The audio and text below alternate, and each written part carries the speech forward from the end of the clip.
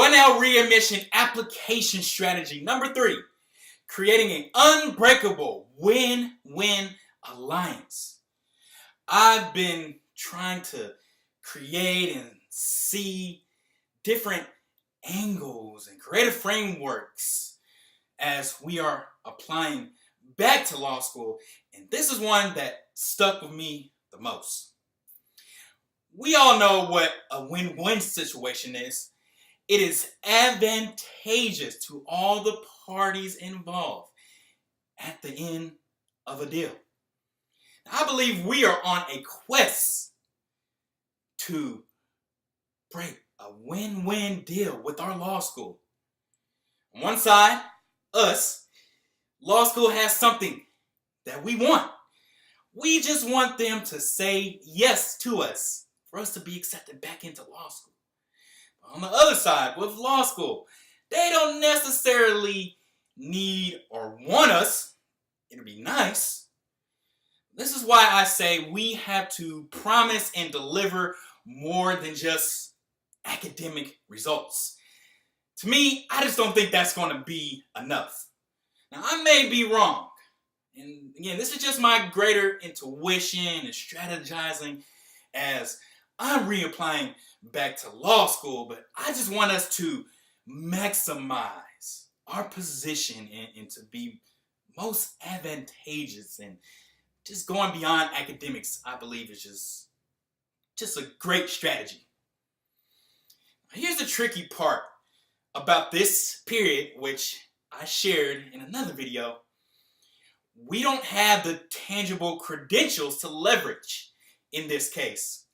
We don't have the GPA and don't have the standardized test score like we had in our past applications with undergraduate and other graduate programs we applied to, because law school already knows our GPA. They already know our LSAT score. And they know that old version of ourselves. We don't have to take the LSAT again. Cool. But the grades are our grades. So all they know is just the old version of us. So I got curious in myself and asked myself, okay, if law school doesn't have the tangible credentials of us, they have the old, and we don't really have nothing tangible to give them, essentially, how else would they make their decision about us? We don't have those 2 deal breakers. After much curiosity, thinking about it over and over and over, I made the connection. One way, and maybe the only way, is an emotional decision.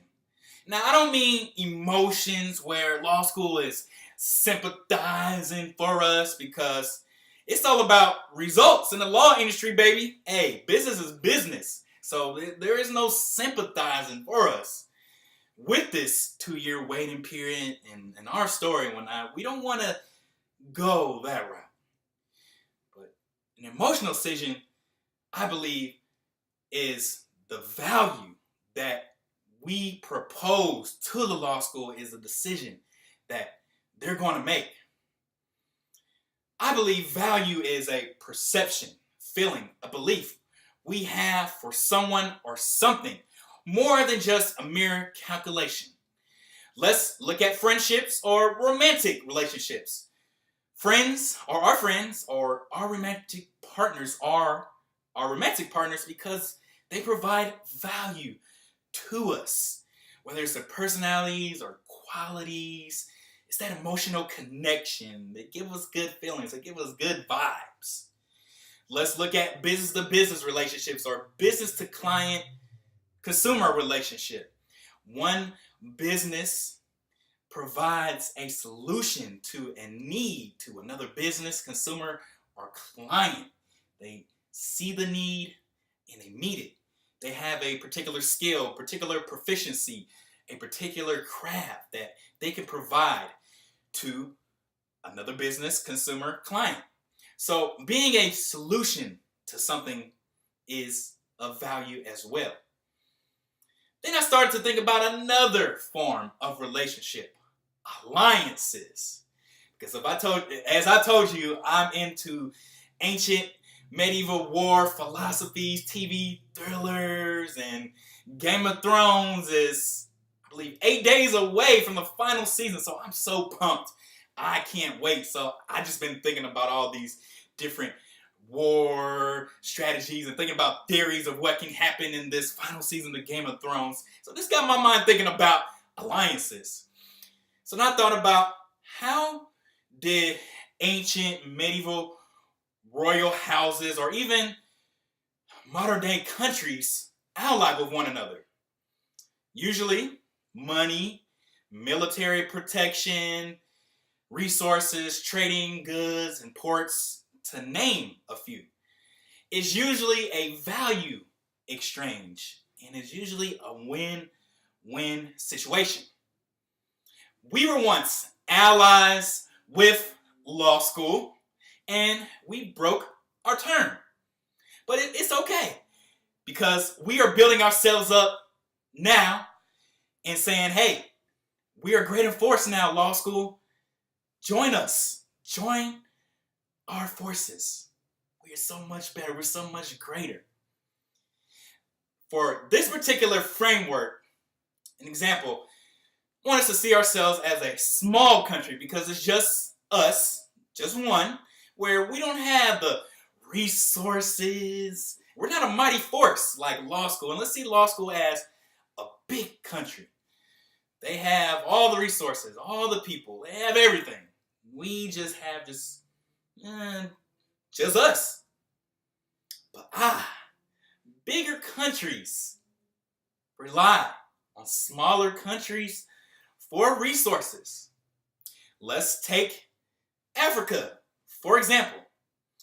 Africa is the richest continent on Earth when it comes to natural resources. Gold, diamonds, copper, just to name a few. And one in particular, there is a particular material substance called coltan. If you have a cell phone, a laptop, a television, airplane, car, it requires a material substance called coltan. And the Congo is the #1 producer of coltan. So, no Congo, no cell phones, no electronics. So countries need Africa. No country on the earth can survive without Africa. Not only with coltan, but just with other resources. So what is my point in all that? Like coltan, has to be dug up from the ground. Has to be mined. The most valuable part of human beings, I believe, is hidden on the inside, and most valuable on the inside than just the surface. That ideas are treasure. We have to dig for treasure, in that we have something within us. We are a gold mine within our minds, our hearts, and souls. We have so much worth in us, and this is what I believe. This 2-year waiting period is so cool, because we get to dig within inside of us to see our greater talents, abilities, strengths, some natural patterns where we have thrived. And we have to ask ourselves in this period of, what is scarce? What is rare within us? Because if you think about it, scarcity makes the value go up. Coltan is scarce. That's why it's so valuable for countries to ally and to shake hands with the Congo and have good relations with the Congo. Because if you don't have any electronics. And the technology age that we live in, you might want to get some coltan and have a lot of it as we keep going and advancing in our technology. So I was just thinking, wow, even with us, we have so much in us that hasn't been tapped into yet. And I believe that this period is the opportunity to do this. This is not an opportunity for us to just be on the surface. It is an opportunity for us to dig within inside of ourselves and to see what we can give, what we can contribute. And I'm going to expand on that in my next video, where I talk about blending achievement and contribution to our law schools. And we are going to create this win-win, unbreakable alliance if we can provide value on a greater level and making our application, ourselves, more compelling, more appealing, more attractive, more than just saying, hey, law school, yeah, we messed up, and hey, we can achieve academically, look what we can do. I just don't think that's going to be enough. But we can provide value. We can find something from within us that we have called to meet within a greater law school community, or just the intended law sector that we intend to practice in. It just makes us that more compelling, just puts us in a more advantageous position. We have to build something in this period. We can't wait. We got to create it right now. These videos, I'm building something. And it's not about if I get accepted back in or not, and weighing all the risk in that. It's all about just going for it and building it. And we don't get to decide if it's good enough or if we're even good enough. Law school is the judge and the jury.